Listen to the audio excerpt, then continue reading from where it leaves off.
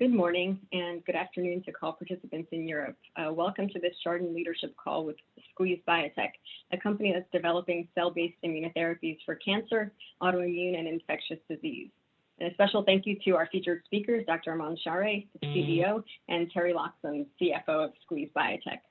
I'm Gula Lifshitz, a biotech analyst at Chardan, where our focus is on being early to identify companies that can generate exceptionally high long-term investment returns by creating shared value for society. During this call, we will not be discussing Chardan research. Any discussions about research should be coordinated between a participant and their respective salesperson at Chardan. The recording of this call will be made available to clients after the call, and our compliance team has asked me to read this statement. By participating in this call, our speakers attest that they have made Chardan aware of any potential conflicts, and they will not discuss any material, non-public, or confidential information that they're aware of that may breach their legal, regulatory, or fiduciary responsibility to any parties. As for format, this is a 45-minute to 1 hour long call, and if you'd like to ask a question, please either email them to me at glifshitz@chardan.com or just enter them into a Q&A Zoom window. So again, thank you both for joining us today. And to start off, Armon, would you give us a high-level overview of SQZ Biotech as a company and its history? Sure, and Gula, thanks to you and Chardan for having us. We really appreciate it. And to give a high-level overview, so with SQZ, we're solving a fundamental challenge in the cell therapy field that we think can really help ultimately realize the full potential of what these cell therapies can be.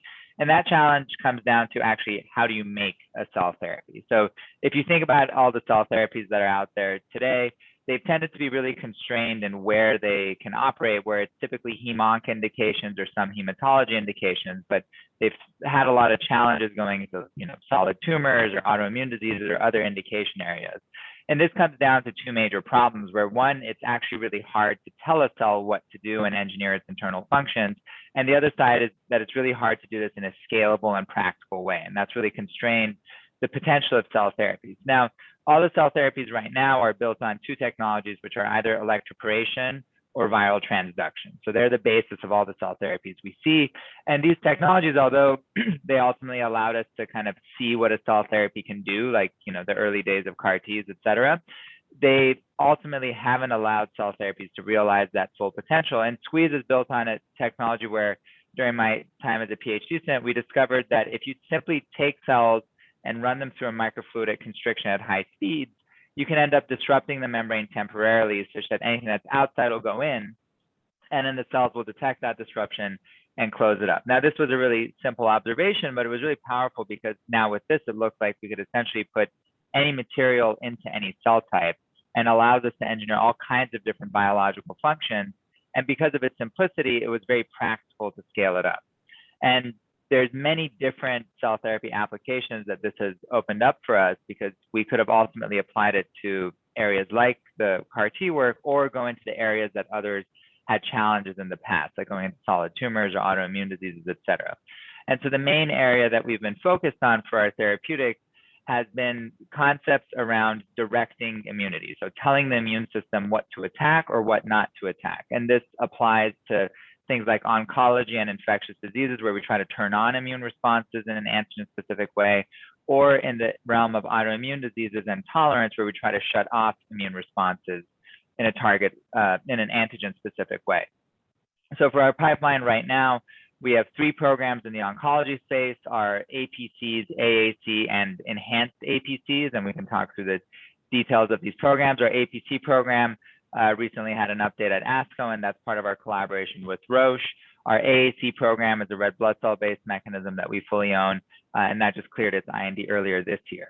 And going beyond the world of our oncology work, we also have work in the autoimmune space, where we use red blood cell-based mechanisms to shut down immune responses in target specific ways, and that's ultimately applicable to many different autoimmune diseases. And we're looking at things like type 1 diabetes or celiac as a first indication. And we're also applying these efforts to areas like infectious disease, where the similar work that we do on oncology is directly applicable to diseases like hepatitis B. From an implementation standpoint for our cell therapies, we are trying to also make them far more practical than what people are used to. So right now, already for our clinical trial, we've been able to manufacture cells in under 24 hours for all of our patients that we've dosed. and our vein-to-vein time is about a week. So it's already by far faster and simpler to do an autologous therapy. And we're ultimately working towards a point-of-care version of the system, which we'll have a prototype for that this year, where the goal is to just actually integrate all the operations involved with manufacturing a cell therapy into a single integrated system that could be implemented at the hospital site. So you don't need to go through all of these logistical challenges and cost issues of implementing cell therapy. So that's kind of overall where we are as a company right now, to give you the short summary. And in the long term, we really believe by solving this fundamental challenge of how do you engineer cells and how do you implement them practically, we can really help cell therapies realize their full potential and ultimately impact many patients across many different disease areas. Great, great. And so before we get into the programs in more detail, maybe can you take us through the key catalysts that investors should be looking out for over the next 12 to 18 months? Sure. So we'll have catalysts across our pipeline. For the APC program, we just recently had an update we were excited about at ASCO, and then the next updates will be in the first half of next year, where we'll have additional combination and monotherapy data around the APC program, which is again part of our Roche partnership. We have the next generation version of that coming online. So that's our enhanced APCs, where they incorporate certain combination functionalities and target a broader patient population. That'll have its IND later this year, and then should have initial data next year for that program. The AACs, which is our red blood cell-based oncology program, that cleared its IND earlier this year. And so we'll have data for monotherapy and combinations for that program next year. And then we've also been working towards the translation of our immune tolerance work, as well as implementing this across other indications like infectious diseases and KRAS. So those are all things that will continue to evolve over the next 12 to 18 months and lead to additional trials starting or clinical data coming out from them. Great. So let's get into the platform itself, I should say. So can you explain a little bit more about the cell squeezing process in terms of the technology and how it works? And you mentioned electroporation and viral transduction, but can you elaborate a little bit more on how it's different from these other approaches mechanistically and in practice? Yeah. So ultimately, as you think about creating a cell therapy, you are trying to tell a cell what to do and relying on it to go do what it can, because ultimately a cell as a therapeutic is a sophisticated machine. It can do all kinds of things that no small molecule or biologic ever could. Now, to get there, you need to put material primarily into the cytoplasm of a cell, and then they will go and alter the cell function that you want. So if it's, let's say, a gene editing construct, you're going to put it into the cytosol. It's going to go to the nucleus, edit the gene you wanted. If you're trying to otherwise change a cell function, you might want to put proteins or transcription factors, et cetera, into them. With the existing techniques like electroporation and viral transduction, they have a lot of constraints on what kinds of materials they can deliver and also what cell types they'll work with. For the latter problem, what cell types they'll work with, things like electroporation can be really harsh, so they might kill a lot of cell types and they won't be compatible with it. Viruses are very specific in how they will enter a cell and what they can take into it. So there's certain cell types that'll work with certain viruses, but won't otherwise work elsewhere. With Squeeze, we were able to overcome a lot of these limitations and challenges by essentially discovering a very simple principle that if you take cells and run them at high speeds through a constriction point, what's going to happen is that these cells are going to rapidly deform. And as they go through that rapid deformation, you end up stretching out the membrane such that it causes disruptions in it. So you have like little tears in the membrane, and that allows anything that's outside to diffuse into the cell. And then the cell detects those disruptions and it closes it back up. So you have a purely physical means to disrupt the membrane. And because it's a diffusion-based system, you can essentially deliver any material you want, or any material that's in solution will just diffuse through, independent of, let's say, charge or structure, et cetera. And that's what has allowed us to deliver all kinds of materials into cells. And we found this to be applicable across every cell type that we've tried. And that was a little bit surprising, frankly, when we first discovered this, because your T cells are very different from your stem cells, et cetera. But it appeared that looking at other bodies of literature, that there are highly conserved membrane repair mechanisms that exist across our cell types. And so that's why our mechanical disruption is ultimately something that all these different cell types are very good at dealing with, So they see the disruption, they detect it, they close it up within about 15 seconds, and they otherwise remain normal, which is kind of another critical aspect of this. It appears because cells have evolved these sophisticated membrane repair mechanisms, they're designed to just repair membranes and not think much of it. And that has overall allowed us to really go into areas that have been very difficult for other techniques to enable, and could ultimately allow us to create cell therapies for many different diseases that haven't been feasible so far, and ultimately do them more practically. Got it. And thinking about the technology from a competitive landscape standpoint, are there other groups that are doing this type of microfluidic cell squeezing, or some other kinds of membrane disruption-based delivery? Or to put it another way, what held other approaches beyond electroporation and viral transduction back from making meaningful progress in the space? Yeah, so we actually had a review paper in Nature back in 2016, looking across all the different things that people have tried so far, because there's many, many, many different approaches people have tried because it's such a fundamental problem, like we talked about. So there's been many attempts, and there's all kinds of things people have developed. I mean, so squeezing itself, there are academic cases of people having kind of replicated our work, which is great as far as showing external validation. From an IP perspective, we're very comfortable. So we think it's always great when the academics are able to recreate what we've done. As far as other techniques that people try, there's things people do, like, for example, using microinjection or nanoneedles to try to pierce cell membranes, or use flow-based mechanisms to try to disrupt them. Ultimately, these systems have varying challenges in their implementation. Like, a lot of times scalability becomes a challenge. So things like microinjection are very effective. Like, they'll work across cell types, you can put whatever you want in them, but they are extremely difficult to scale, to have like an operator that's going to stare at every cell and inject it when your dose is 1 billion cells. So these are the kinds of things that have held back the other systems. It's some mix of scalability or other technical challenges, and we can definitely go into details on those, but there's been many attempts because it is such a fundamental problem. Got it. And then you mentioned earlier the applicability of the squeezing platform to different cell types. So what are the logistics of incorporating a new cell type into the platform? Is it difficult to transition from one to the other, or what is that process like? So we luckily have it pretty simplified at this point. So it all comes down to physical parameters with these cells, and fundamental to our system works is squeezing the cell. So the parameters that you would probably guess are the ones that matter. So how tight is the squeeze? How fast are the cells going through it, et cetera? These are the kinds of things that matter.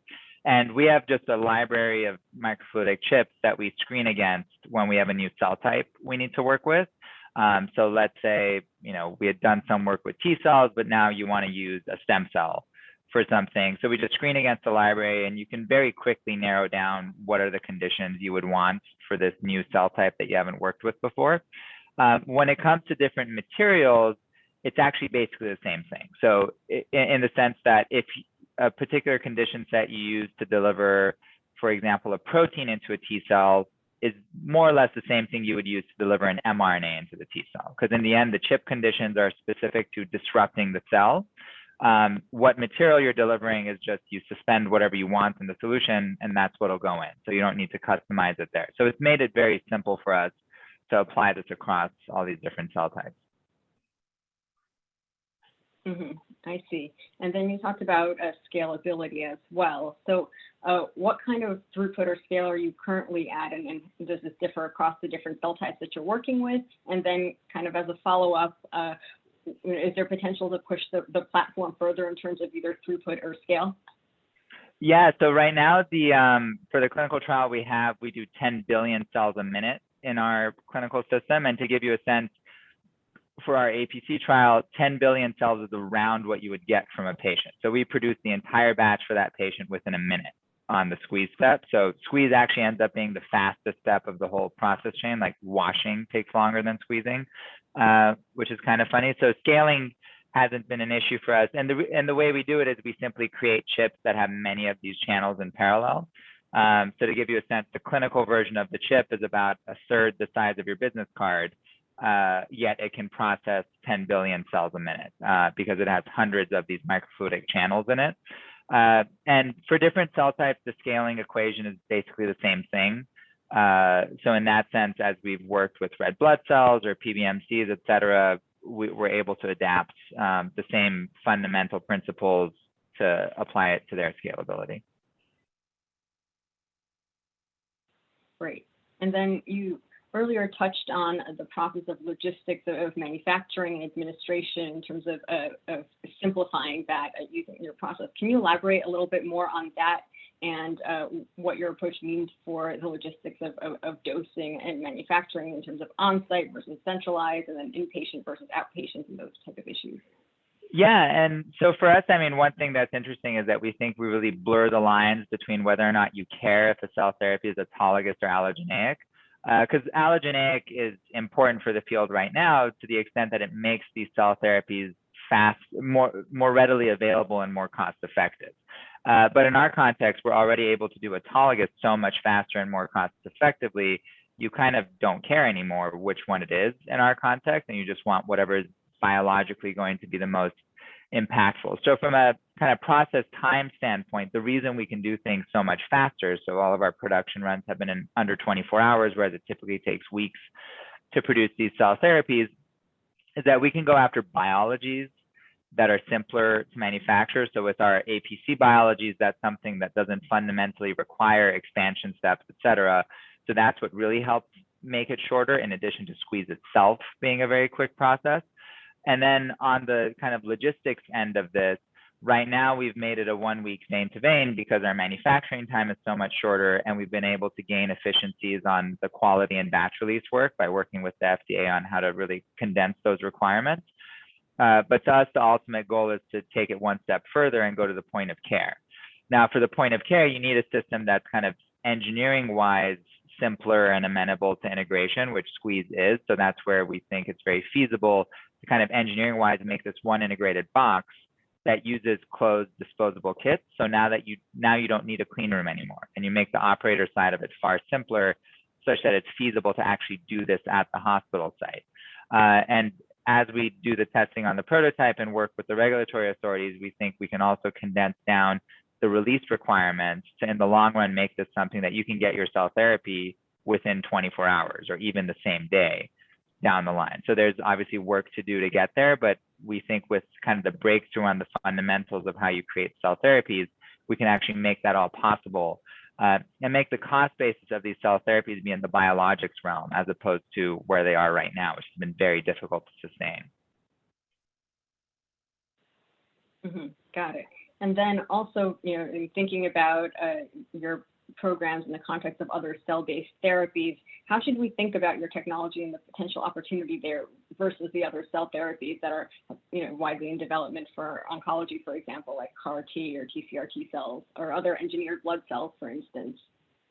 Yeah, so, and you're actually hitting on one of the challenges that we've had as a company over our years is that there's such a broad spectrum of things that Squeeze can do that in each segment, there's a different set of other technologies to be thinking about, like what we can do in autoimmune diseases has its own set of considerations versus infectious diseases versus oncology. But to focus on the oncology side, so right now, a lot of the cell therapies that are out there are CAR-Ts or TILs or TCRs. And these are primarily what we would call like effector therapies. So you're taking the T cells that are the killers of the immune system, generating your preferred T cell ex vivo, imbuing it with some targeting functionality, and then re-administering it to have it go kill things.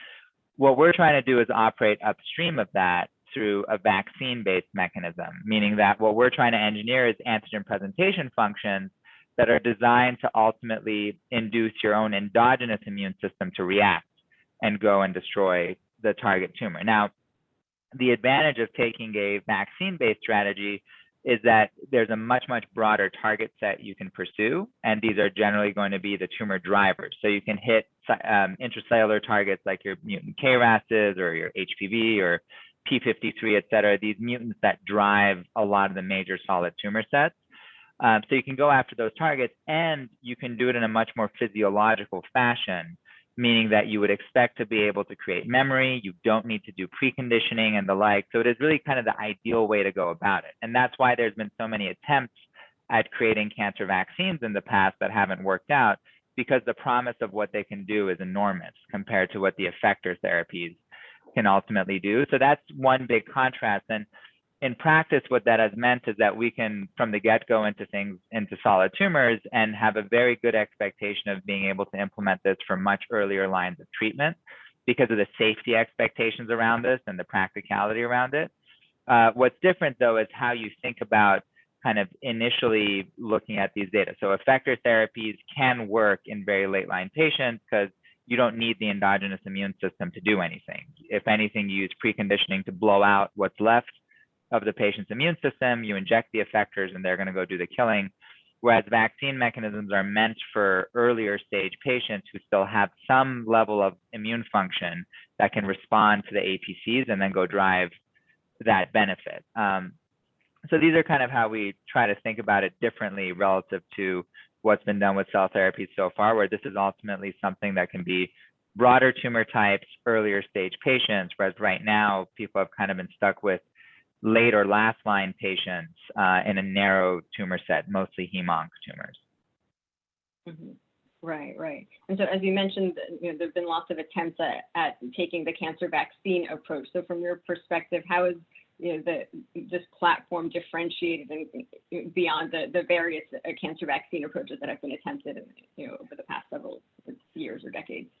Yeah, so vaccines, like I mentioned, are super attractive in what they can do. And I think the good cases of them working is prophylactic vaccines. So our childhood vaccines are amazing at what they do. Obviously, the COVID vaccines are great at what they do. So we've gotten very good as a community at inducing antibody responses and helper T cell responses, because that is the basis of our prophylactic vaccines. And ultimately, these mechanisms rely on MHC class 2 presentation by an APC, because that's what helps drive them. Now, what you need for a strong kill response, which is what you would need for a cancer vaccine or a therapeutic intervention in an infectious disease, is you need a good CD8 killer response. CD8 killer responses rely on MHC class 1 presentation, not class 2. And all of the vaccine mechanisms right now are good at class 2 presentation because they ultimately rely on endocytosis, meaning like you have an APC, it's going to eat up the antigen of interest. When it endocytoses that antigen, it primarily goes to class 2. That gives you your CD4 and antibody responses. But what you want for a killer response is that you want an antigen to be cytosolic for the APC. So it needs to be in the cytoplasm of the APC, because that's where class 1 samples from and will present it and drive a CD8 response. And with Squeeze, we can actually load that antigen directly into the APC, because we can kind of deliver what we want into whatever cell type we want. And that allows you to now suddenly drive down the class 1 pathway to get these killer responses. In our very early days, we showed that simply by squeezing in the antigen, instead of letting it get endocytosed, we can improve CD8 activation by about 1,000x in our preclinical work, which was a big leap relative to what you could accomplish with existing vaccine mechanisms. And that's where we and Roche have been really excited about kind of trying to show that there is a shot at actually making a cancer vaccine mechanism work. And if you can do that, it could be transformative across many different tumor types. Got it. I see. Okay, so let's dive into the oncology programs in a little bit more detail then. So as you mentioned, the oncology pipeline includes a few different variations in terms of the technology, the APCs, the enhanced APCs, and the AAC. So how should we think about these different approaches and your strategy for how to deploy them across the pipeline? So in the end, we're taking kind of two mechanistically distinct bets at how to solve the underlying problem of getting a good CD8 response.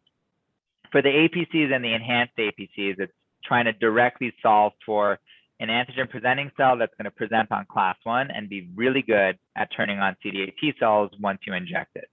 So fundamental to that is loading antigen into the cytoplasm of these APCs, and that's what our current program is that's in trial.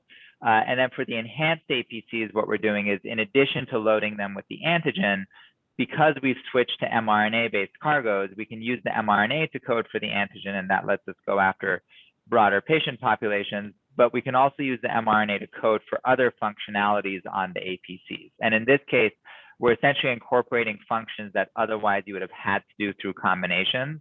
So we're adding things like membrane-bound IL-2 and IL-12 and CD86, which are all very potent signaling pathways.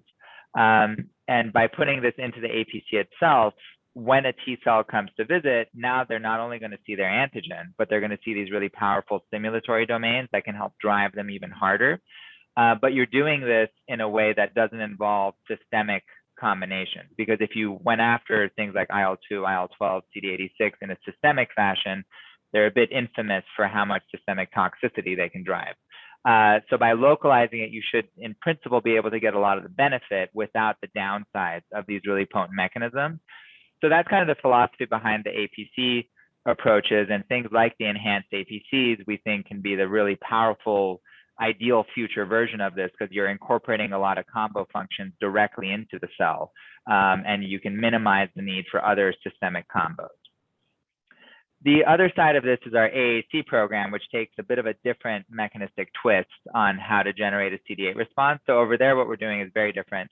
What we're doing is we're taking red blood cells and using Squeeze to load them with our cargo, which is in this case an antigen and an adjuvant, and we make the red blood cells look aged. Now, why on earth would you do this? Red blood cells, especially aged ones, have a very unique feature where they get taken up by professional APCs that are in your lymphoid organs. And your professional APCs are the best of the best at activating T cells. The problem with them is they're really hard to get at because they don't circulate in the blood, and you really can't create them ex vivo effectively. So this allows us to actually use red blood cells as kind of a Trojan horse to get material to these professionals and then have them do the T cell activation for us.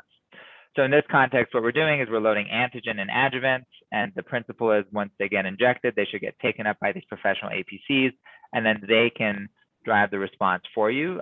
So we view that as kind of a very orthogonal strategy to get at the same ultimate challenge of getting a good CD8 response. Now, in the long run, how you would think about these across indications, both the APC principles and the AAC principles in our pipeline are broadly applicable across many different tumor types, solid and liquid.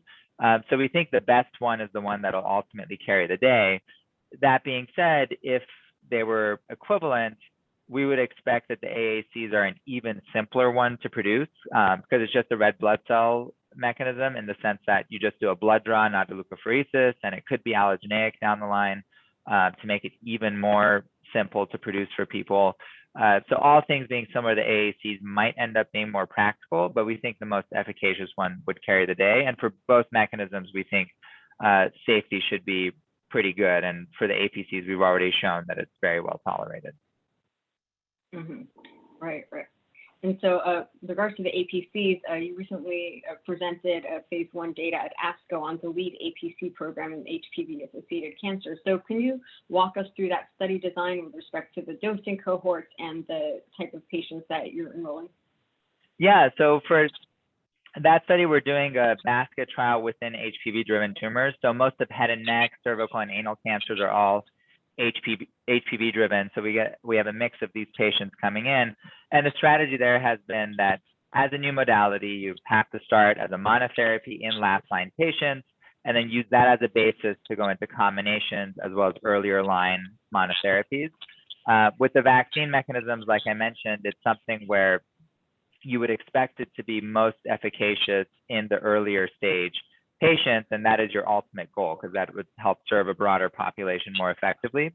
So in our last line patients, which was part of the first update, we were really focused on the safety and manufacturability aspects of this.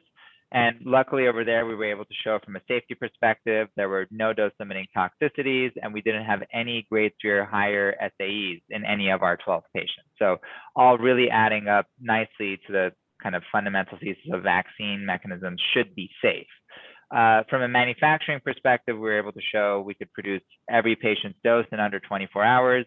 Median vein to vein time was about a week, and 100% of the produced products were presenting antigen and capable of activating T cells. So in the in vitro assays we can do to characterize it, all of these patients' cells were able to present the antigen and activate T cells in an antigen-specific way. So that's also nice to see, because with cell therapies, you can worry that for very advanced patients, their cells themselves might have issues and not be amenable to the process, but this didn't seem to be the case for any of our 12 patients, despite some of them being very, very advanced. On the initial signs from a kind of biomarker and efficacy perspective, we didn't expect to be able to see much in these last line populations, but we did have two intriguing case studies where we saw a very substantial increase in their CD8 tumor infiltration. And these were the patients that had a lower Royal Marsden score, so their immune system is probably less affected by the prior lines of treatment. And for one of them, our second patient, we did see a dramatic effect from a clinical benefit standpoint that our PI was excited about, in the sense that this patient had a best overall response of progression on Pembro, but then on our trial, they were stable and remained on, they had stable disease and remained on trial for over 10 months. So that is something that struck our PI, because it seemed that they were actually deriving benefit from this treatment despite having advanced on a checkpoint inhibitor. So, that's obviously case studies we're talking about, but as it relates to the ultimate efficacy, that's something that we would really be interested to see now what happens as we go to combinations and earlier stage patients, now that we've shown the initial safety and manufacturing feasibility of this. Mm-hmm. Got it. And so can you elaborate a little bit more on the next steps for the program and what you hope to see from that combination data in terms of efficacy or biomarkers or additional biomarkers and analyses that beyond what's been conducted so far? Sure. So for the next steps of that program, we are aiming to transition it to combinations later this year, as well as for earlier setting monotherapies. For the combinations, we're starting with the approved checkpoint inhibitors, so the various PD-1, PD-L1 inhibitors and CTLA-4, because those are kind of naturally the mechanisms you would wonder about how they would do with a vaccine system. But we also have our eyes on other combination mechanisms, like with our partners at Roche. One area that we've had very interesting preclinical data on is with their PD-1 IL-2V drug, which is one of their newer drugs that they've been advancing in their pipeline. And we saw really dramatic effects as far as the synergies of our vaccine mechanism with their PD-1 IL-2V from our preclinical work. So these are the kinds of combinations we're quite interested in, and we'll have more data on the mono and combo cohorts coming next year for the APC program. And another exciting upcoming area for this is the enhanced APC. So that's where we're incorporating some of those combo functions directly into the cells themselves. And we're on track for an IND later this year. And that'll be interesting because you'll have the combo functionalities built in. So you would hope to be able to see greater benefit coming from it. And it expands the patient population we can address, because using these mRNA-based cargos, you can expand the antigen set that's presented, and that broadens the number of patients you can address with that particular product. And as we see progress in this from a efficacy and biomarker standpoint, that'll help inform kind of the next developments of it as far as stage of patients, as well as implementing it for other antigens like a KRAS or other defined antigens down the line. Mm-hmm. Got it. And just to make sure we understand, can you elaborate a bit on how the ability to use the mRNA cargo can expand the antigen capacity that you can include?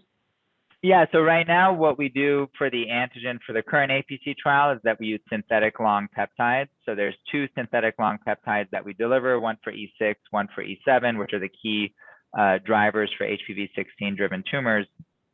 And these peptides currently contain the HLA-A2 immunodominant epitope within them.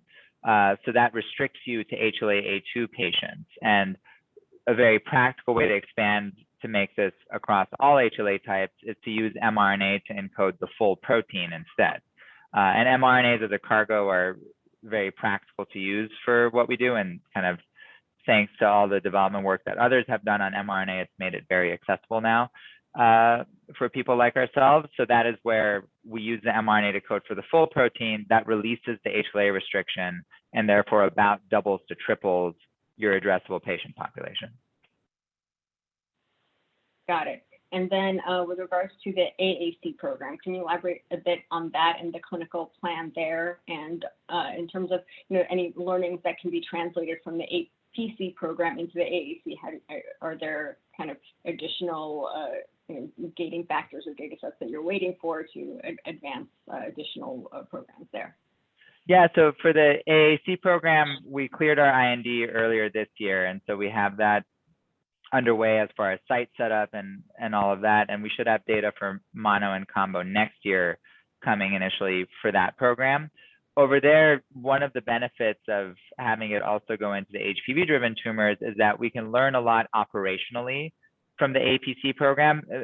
From a mechanistic standpoint, for better or for worse, we don't believe these read into each other. So what an APC does in a patient from a safety or biomarker efficacy perspective, we don't believe has any reflection on what the AACs would do, again, for better or for worse. So over there, we don't think it teaches us anything, but operationally, it has been very helpful because how you think about working with the sites or patient screening or biomarker vendors, all those operational things that ultimately determine how quickly or slowly or how well or poorly things happen, that really benefits having the APC program underway because the AACs just kind of plug into that same infrastructure to be able to move this forward. Great. And then looking beyond the HPV-focused approach, as you mentioned, KRAS, obviously that's been an area of interest for the oncology space broadly. Can you talk about a bit about the approach there and why you think that it's a good fit for the platform?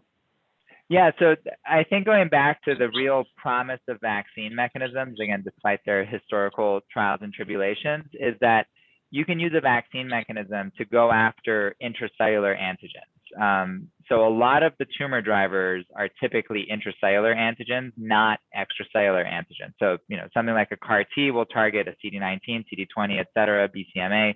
These are things that are external antigens that are actually self, but you're just saying, I'm going to wipe out the B cell population, so I'm going to take out the tumor along with the healthy B cells, and that's okay for that indication, but it's dangerous when you go elsewhere, as we've seen from some recent CAR T trials in solid tumors. That's something that when it comes to these vaccine mechanisms, you can go after the really broad range of antigens people have described that are intracellular. So that's your HPV antigens, EBV, your fusion proteins like your EML4-ALK or now I'm blanking on some of the other ones, but and then the KRAS point mutants and BRAF point mutants, P53 mutants, these are all things that you can target with these mechanisms. So as we think about KRAS, one area that we've had interesting data on from AACR is looking at going after KRAS G12D and G12V. So G12C is in the news a lot because of the great progress that folks have made there, but G12C is actually only the third most common mutant of KRAS. It's in the news because it's small molecule targetable. G12D and V have been a lot more difficult to pursue, but they represent 4 times as many patients as G12C. So we've kind of been trying to go down the list of what is the most prominent patient need here, and G12D and V have been our focal points, and we've already been able to show that simply by swapping the HPV antigens for the KRAS antigens, we can get them presented through our mechanism and we can turn on T cells against them using our mechanism from the preclinical work. So that's what we believe is a basis for with HPV. Once we can show that works and drives benefit in patients definitively, we can very quickly implement it across many other tumor types, and things like the KRAS G12D and V are very high on the list for where you would go next. Got it. And so in terms of what else remains to be done before IND filing, is it that you want to wait and see some of the additional data that comes out of the APC programs in HPV, or are there additional preclinical things that need to be done to kind of gain confidence or advance the product a little bit?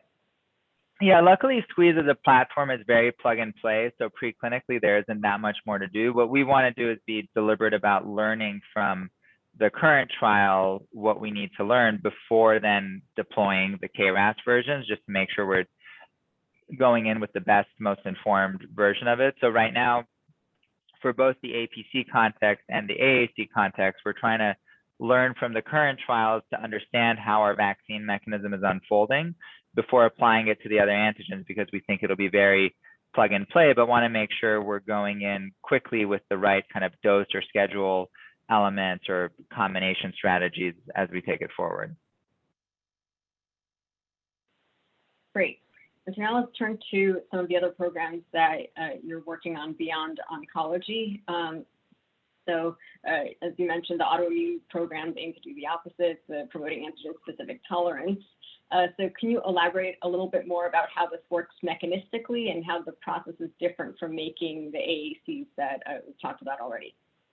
Yeah, so I think what's interesting with the overall field of autoimmune diseases is that it's in many ways kind of the mirror of some of the things you think about for oncology. So in oncology, IO is exciting because it's broadly immune stimulatory and that can drive some benefits. In autoimmune diseases, we use broad immune suppressants to kind of shut everything down in the hopes that we can drive some benefit. And for both cases, the holy grail is to kind of drive antigen-specific responses. So in oncology, we use vaccines to try to drive antigen-specific responses. In immune tolerance, you want to shut down responses in an antigen-specific way because it's dangerous to shut down everything. You'll be very prone to infections or tumors, et cetera, for a patient, but you want to be able to shut down the offending immune response. And that's been the ideal for that world, is how can you generate antigen-specific tolerance? Now, with our mechanisms that we talked about with red blood cells for the AACs, where they get taken up, where these aged red blood cells will get taken up by professional APCs and have their antigens presented, the fascinating thing about how our system works is that the default outcome of red blood cell destruction is actually tolerance. So it's as if your body is constantly reminding itself to never attack a red blood cell. And that's because we have such high turnover of RBCs every day. So we destroy billions of red blood cells every day. You don't want to inadvertently start attacking them. So what we can do is piggyback on this pretty well-described phenomenon and simply use squeeze to load the autoimmune antigen of interest into these red blood cells, generating what we call TACs, which is tolerizing antigen carriers. And then they'll get taken up by the professional APCs, have the content presented in a tolerogenic fashion, which will shut down the response. And the main thing to remember when thinking about our AAC program versus our TACs is that the AACs contain an adjuvant. So that's what flips the whole system into an activating context, whereas the TACs don't contain an adjuvant, so they go down the default path of immune tolerance. And from our data so far, we've shown that not only can we delete T cells in an antigen-specific way, but we also induce anergy for the ones that remain, so we make them less functional. And we're able to get substantial increases in Tregs in an antigen-specific fashion. And these Tregs are capable of what you would call bystander suppression, meaning that not only are they able to shut down immune responses against their antigen, but they will also shut down immune responses against any adjacent antigens that are also affiliated with that cell type you're trying to protect. So in this context, we've done a lot of work in type 1 diabetes, and this is thanks to very early funding we had from the Juvenile Diabetes Research Foundation a few years ago. And we've really been able to show we can hit all the high notes of what you would want for antigen-specific tolerance. So we've been really excited about what that's been able to do in these type 1 diabetes models, where we can completely protect animals in some of these systems against the type 1 diabetes driving T cell assault. And ultimately, this is applicable to many different autoimmune diseases. They all have their own antigens you would think about. But things like celiac disease or type 1 diabetes are a very good first place to go. And we're currently kind of trying to finalize our plans around which one of these we would go into first. Mm-hmm. And the data in type 1 diabetes that you talked about, is that what you recently presented? I think there's some presentation at a conference. Is that what's recently been presented? And is there anything else that we should keep in mind in terms of the data that you've reported from the type 1 diabetes program? Yeah, so for the FOSIS presentation that happened recently, the kind of big additional development there was that aspect of bystander suppression, and also showing that this applies actually across multiple type 1 diabetes antigens for CD4 and CD8 T cells. And the bystander suppression was particularly interesting in this context because in a diabetes model, we showed that not only can you protect the animal when you tolerize them against the antigen of interest and do this all in an antigen-specific way, meaning that you don't get broad immune suppression because that's what you don't want, but also if there's two different angles of assault on the beta islet cells, so one driven by, let's call it antigen X and one driven by antigen Y, if you induce Tregs against antigen X, you can also shut down the response that is driven by antigen Y. And that's because these Tregs help provide that kind of zone-based defense of your target cells you're trying to protect, which we think is really exciting because that is something that has been historically very difficult to show, is that combination of not only Treg induction, but also bystander suppression coupled with the deletion of these autoreactive cells. Great. And so maybe in the interest of time, I wanted to also ask about the regenerative medicine program that I think you guys just announced data on yesterday. So can you tell us a little bit about that and what we should be looking for from that program moving forward? Yeah, we were happy to put that out, and it was a bit nostalgic because actually some of the very early work we did in grad school was around the world of regenerative medicine, because a big challenge in the field of regenerative medicine is how do you tell a cell what to become? So how do you determine cell fate? Because if you can determine cell fate effectively, there's many different regenerative applications you can pursue. So things like Parkinson's disease are one prominent one that people have tried to pursue. And with Squeeze, we know that we can deliver things like transcription factors very effectively. And that's something that you can use to tell a cell what to become by turning on the right transcriptional programs. So in these data updates, what we showed is that, obviously not only does Squeeze work with stem cells, in this context, iPSCs, but also very importantly for this context, we don't cause non-specific changes in the iPSCs. So if you look at the expression of these iPSC genes, they don't really shift due to Squeeze, which is a very important and difficult thing to show in these pluripotent cells. But also, if you put in the right transcription factors, you can drive them down a pathway of interest. In this case, we showed that we can create excitatory neurons simply by delivering a single transcription factor once, in this context, an mRNA format, and drive those iPSCs to the phenotype that you want. So this is earlier work for us. I mean, our focus has been on the oncology and more recently immune tolerance space, but I think it's illustrative of the ultimate breadth of what you can create with Squeeze by solving these fundamental challenges in how to generate cell therapies. Great. And so that's a great segue to what I was just about to ask for next. So taking a step back, we've talked about how there's this broad platform and applicability of the technology. So how do you think about applications of the technology beyond your current pipeline with respect to things like partnering opportunities, and then beyond your existing collaboration with Roche? Obviously, there could be multiple avenues there. Yeah, so as ambitious as we are, we know it's probably too much to bite off if you try to, go after type 1 diabetes, celiac, all of oncology, and Parkinson's disease at once. So what we're trying to be very conscious about is working with partners that in some of these contexts can really help kind of accelerate these programs and give them their best long-term chance of success, while obviously making sure that we're also willing to carry these through where we believe in them on our own as well. So as we go into fields that are quite different from our kind of oncology core right now, that is something that we've had discussions on where we do believe it's beneficial in some of these cases to have a partner that can help, especially in the late stage development and thinking about commercial. The thing to balance ultimately is, post proof of concept in the clinic, there can be a big value inflection for these programs versus pre, and how do you balance where do you get involved with a partner? Because we've been quite confident in our ability to actually execute on these cell therapies in the different zones, because the manufacturing side, we believe we really have down, and the logistics of doing an early stage trial, we think is very tractable for us. But it's those later stages that the partner benefit would be most prominent. And people like Roche are a good example of that in oncology, where it's been great having them as we think about the long term of what we would do with this. So for these other disease areas, those could be applicable. Got it. And then on manufacturing specifically, I think one can envision applications for cytoplasmic delivery beyond immune activation or tolerance, as you just gave an example of in the regenerative medicine space. So are there broader opportunities to partner or license out the manufacturing components of the technology? And how are you thinking about these issues from a strategic standpoint? So that's been an area that from our early days has always been interesting and tricky to figure out how best to kind of incorporate our manufacturing with what others do, because this is very applicable across the field of cell therapy, where it can overall make it a lot simpler and more accessible. So that's something that we continue to try to be creative about, how to work with some of the existing cell therapies, especially because a lot of them, kind of back to our earlier themes, are going into areas that we don't plan to pursue. Like, things like CAR Ts, we don't do it, or things like gene editing, we know we can do it, but we don't plan to go there, because our focus has been what we believe to be these really big impact cell therapies that are uniquely enabled by Squeeze.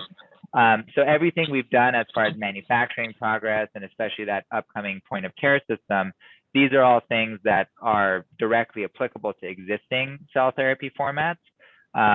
So we're trying to be creative about how to think about working with these existing cell therapies to also make them ultimately more accessible and practical for the patient populations they're serving.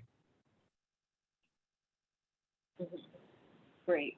And then I'd just like to touch on IP for our investors that might be focused on these areas. So you mentioned your confidence in the IP position. Can you elaborate a little bit about the kind of protections that you have around the technology itself, as well as potentially the point of care and other developments that might be incorporated later on?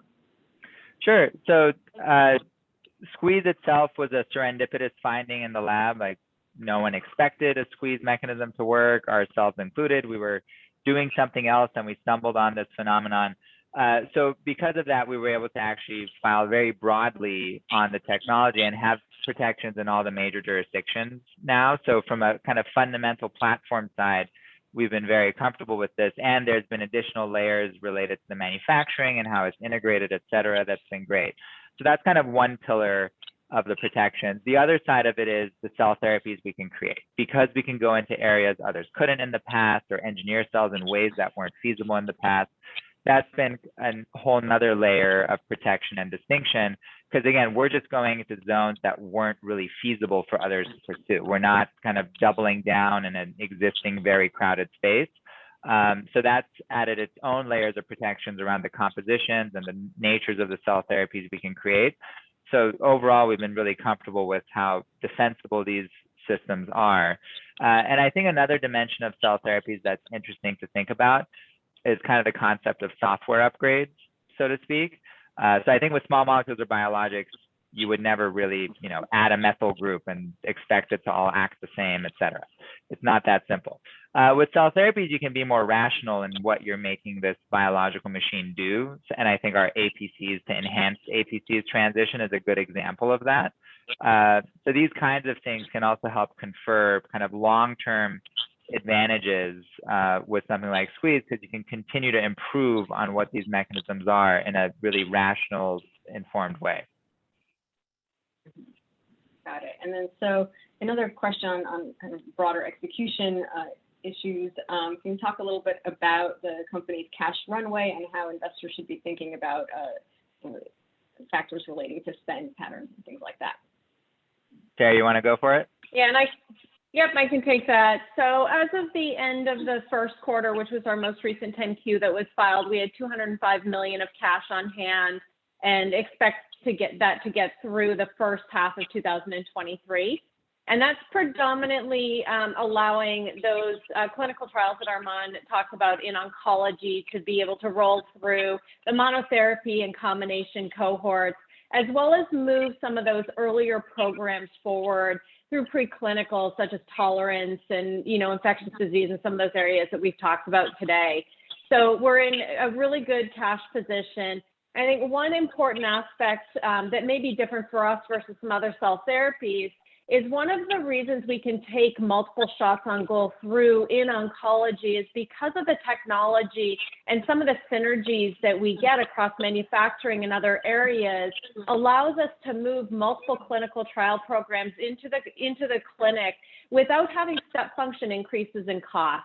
And that's been really beneficial for us in order to be able to progress our pipeline through pretty quickly. And like I said, have multiple shots on goal in oncology. Great. And so taking a step back, from your perspective as management at Squeeze, what do you think investors might be missing about the Squeeze Biotech story in 2021? And what should they be thinking about that might change the views or change the story in the future? Yeah, I think one thing that's difficult with us initially is that just the nature of the problem we're solving is something that people aren't used to thinking about, and the breadth of its impact really touches across many different areas. So it takes a little bit to kind of actually contextualize squeeze in the world people are used to with cell therapies, because like we were talking about, there's buckets people think about, like a CAR T or a TIL or a TCR, and then there's the HSC editing bucket, and regenerative medicine is another planet. So these are all things that kind of come together with squeeze, which makes it initially tricky to figure out. But I think as we're starting to show kind of in the clinic, at least, just how different a cell therapy manifests with us, just purely as far as the practicality, the safety, and the breadth of what we can do as that comes out, obviously with preclinical data and additional clinical data throughout 21 and 22, those are things that I think would hopefully start to kind of recast how people would think about this, because that's been a tricky piece. It's so different what we do and what that will mean in the long run relative to the current frameworks people are typically used to thinking. Great. So I think that brings us to the end of our leadership call today. So I wanted to thank you both again for your participation and for the great discussion. Thanks a lot, Gula. Thanks for having us. Thank you.